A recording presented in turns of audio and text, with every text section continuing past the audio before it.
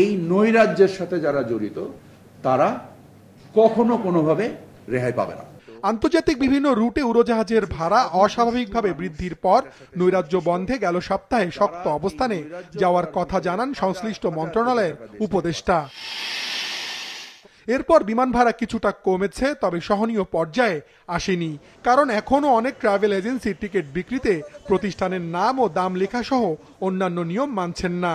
কয়েকদিন বিমানবন্দর ঘুরে দেখা গেছে নিয়ম মেনে ইস্যু করা টিকিটের দাম তুলনামূলক কম। দাম লেখা নাই না। কত দিয়ে কিনছেন টিকিটটা? আমার যে নিচে বলছে ৭০,০০০ টাকা কিনছি। প্রতিষ্ঠানের নাম লেখা আছে কিন্তু দাম লেখা নাই। বলেন নাই প্রতিষ্ঠানকে টিকিটের দাম লিখে দিতে?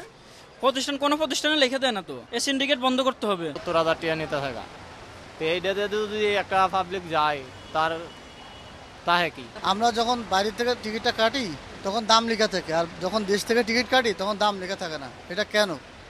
আমি সচেতন হয়ে দাম এবং প্রতিষ্ঠানের নাম বুঝে নিচ্ছি, এবং সকল যাত্রীরা যদি সচেতন হয় তাহলে কেউ আর প্রতারণা করার সুযোগ পাবে না। আমি বলি কিন্তু ওনারা লেখে না, যেটা ডকুমেন্টস থাকবে আমরা কর্তৃপক্ষকে দেখাবো, এই জন্য ওনারা লেখে না। ওনারা বলে যে নিলেন না, নিলে নাই। টিকিট বিক্রির সঙ্গে জড়িতরা বলছেন ভাড়া নিয়ে নৈরাজ্য বন্ধে যাত্রীর চাহিদা অনুযায়ী ফ্লাইট আছে কিনা সে বিষয়টিও নিশ্চিত করা জরুরি। কি পরিমাণে আমার সাপ্লাই আছে আর কি পরিমাণে আমার ডিমান্ড আছে, দুটার মধ্যে কি পরিমাণে ফারাক আছে, ডিফারেন্স আছে, এটুকু প্রপারলি যদি আইডেন্টিফাই করতো তাহলে আমি মনে করি টিকিটের দাম এত হওয়ার কোনো যুক্তিই ছিল না।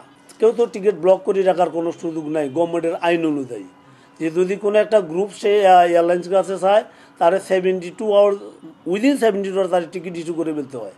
তো যদি এটা স্টক করে রাখা না যায় তাহলে তো সেখানে তো আপনার মনোবলি বিজনেস করার কোনো সুযোগ এখানে আপাতত নাই।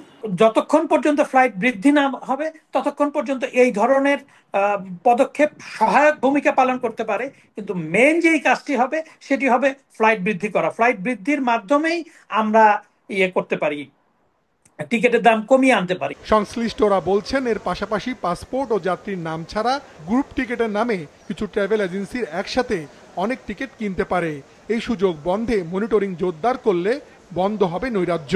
টিকিটের গায়ে দাম এবং এজেন্সির নাম যদি স্পষ্ট থাকে বোর্ডিং মাস্ট দিবে, আর যদি না থাকে দিবে না, তাহলে এটা ঠিক হয়ে যাবে। আদারওয়াইজ এটা ঠিক হবে না। কারণ হলো কি, যে ওই দেখা যায় এটা কোড দিয়ে তারা ছেড়ে দেবে, আর গ্রুপটা বন্ধ করতে হবে। গভর্নমেন্ট যে ইনিশিয়েটিভগুলো নিচ্ছে এগুলা ঠিক আছে, এটার সাথে সাথে মনিটরিং সিস্টেমটাকে আরও ডেভেলপ করতে হবে। এই নিয়মগুলা গভর্নমেন্ট যে নিয়ম করছে এই নিয়মগুলা ঠিকভাবে ইমপ্লিমেন্ট হচ্ছে কিনা। বর্তমানে দেশের বিমানবন্দরগুলো দিয়ে প্রতি মাসে গড়ে 10 লাখের মতো যাত্রী আসা যাওয়া করছেন।